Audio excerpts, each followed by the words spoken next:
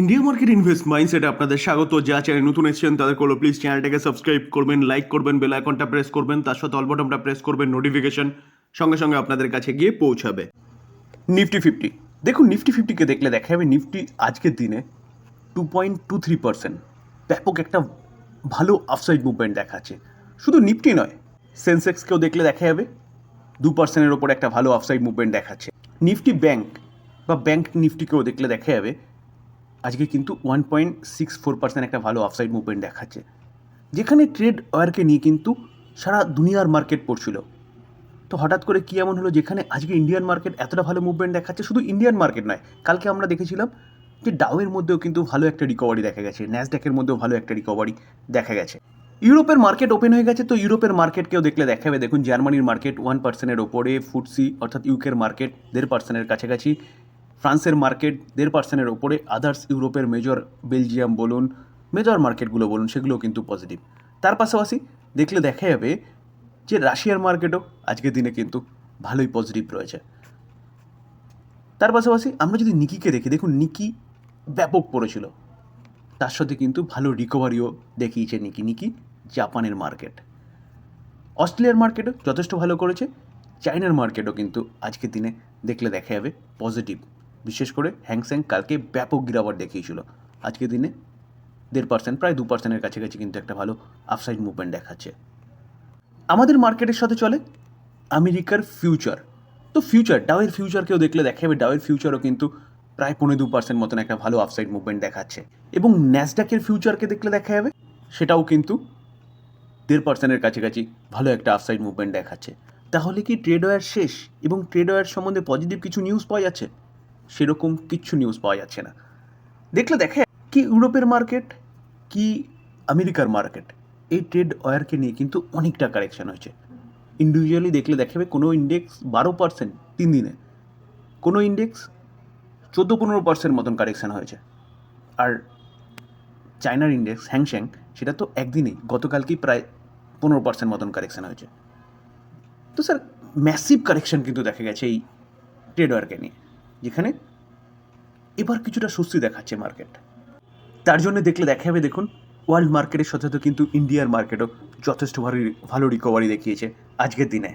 যেখানে trade ওয়ারের improvement তো দূরে থাক, অপরন্তু আমেরিকা চায়নাকে থ্রেট দিয়েছে তারা যদি 34% ট্যারিফ না কমায় তাহলে চায়নার ওপর আরও অ্যাডিশনালি 50% ট্যারিফ আরোপ করবে। তো চায়নাও কিন্তু ট্রাম্পের জবাব দিয়েছে এবং চায়নাও বলছে যদি তারা অর্থাৎ ইউএস যদি 50% ট্যারিফ আরোপ করে তাহলে কিন্তু চায়নাও আরও 50% ট্যারিফ আরোপ করবে ইউএসের গুডসের ওপর।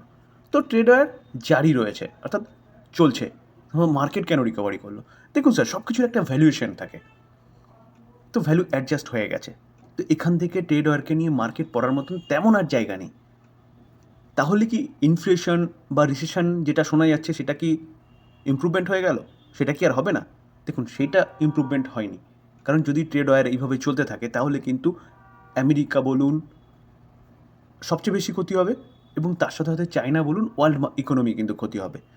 জাস্ট স্টার্ট হয়েছে, ক্ষতি হওয়া শুরু হবে, একবারই ইম্প্যাক্ট পড়বে না। যদি এইভাবে চলতে থাকে তাহলে ইনফ্লেশন অবশ্যই বাড়বে এবং তার ইম্প্যাক্ট কিন্তু আস্তে আস্তে ধীরে ধীরে পড়বে। তো সেই জায়গায় দাঁড়িয়ে স্যার, তো দুদিনের ব্যাপক গিরাওয়াটের পরে আজকের দিনে একটা স্বস্তির নিঃশ্বাস ফেলছে মার্কেট, যার জন্যে এতটা ভালো মুভমেন্ট দেখা গেছে। তবে ইন্ডিয়ান মার্কেটকে নিয়ে যদি বলেন তাহলে কিন্তু ইন্ডিয়ার সোনায় সোহাগার মতন। কেন? কারণ দুটো ইকোনমি একজনের সাথে লড়াই করছে, বড় economy, first number second number.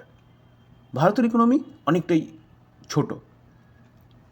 তো এর ফলে কী হবে? এর ফলে সারা ওয়ার্ল্ড কিন্তু এখন ভারতের দিকে তাকিয়ে রয়েছে, কারণ ভারত শান্তিপ্রিয় দেশ এবং ঝুট ঝামেলা থেকে অনেকটা দূরে থাকে।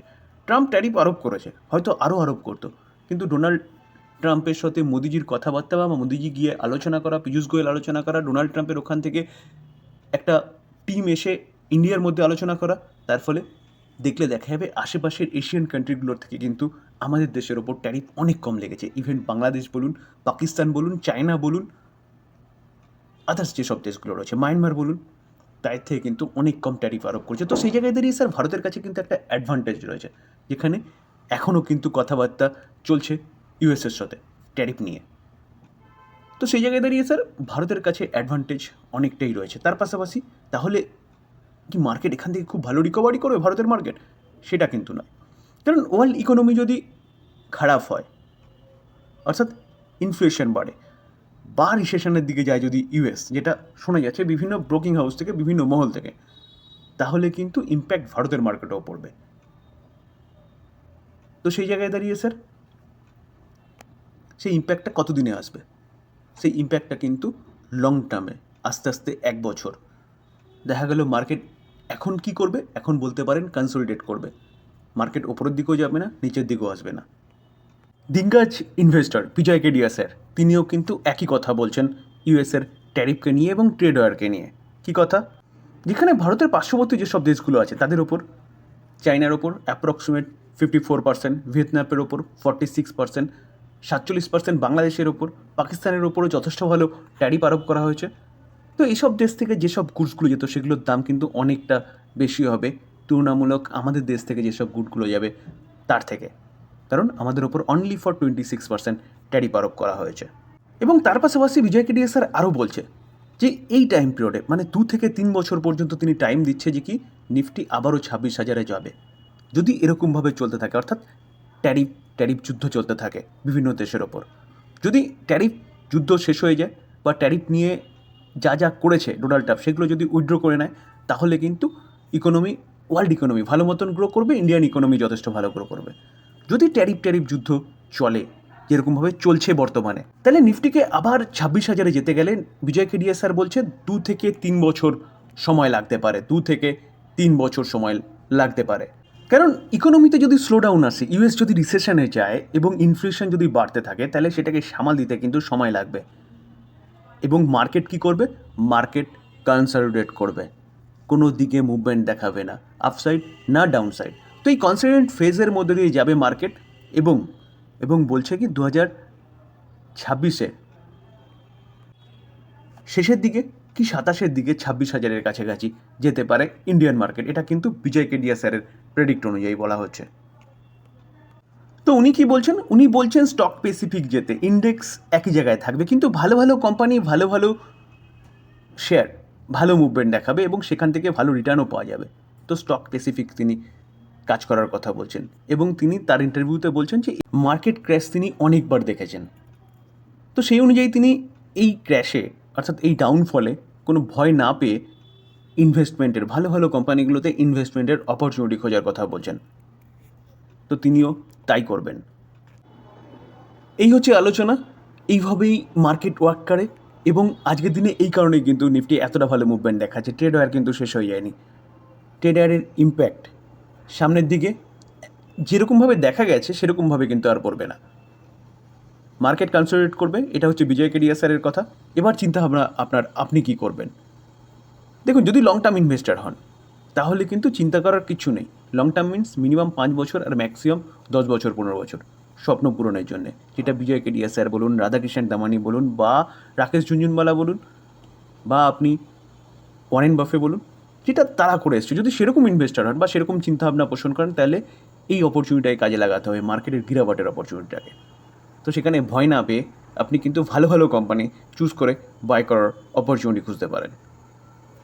ডিসক্লেমার দিয়ে রাখি, টোটালি আপনার ডিসিশন, আপনার চিন্তাভাবনা, আপনার মানি। কী করবেন ভালো মতন অ্যানালাইসিস করে নিয়ে, চিন্তাভাবনা করে নিয়ে তারপরে করবেন। আলোচনা এই পর্যন্ত। যদি ভালো লাগে, যা চ্যানেল নতুন এসেছেন তাদের করে প্লিজ চ্যানেলটাকে সাবস্ক্রাইব করবেন, লাইক করবেন, বেল আইকনটা প্রেস করবেন, তার সাথে অল বাটনটা প্রেস করবেন, নোটিফিকেশন সঙ্গে সঙ্গে আপনাদের কাছে গিয়ে পৌঁছাবে। থ্যাংক ইউ, ভালো থাকবেন।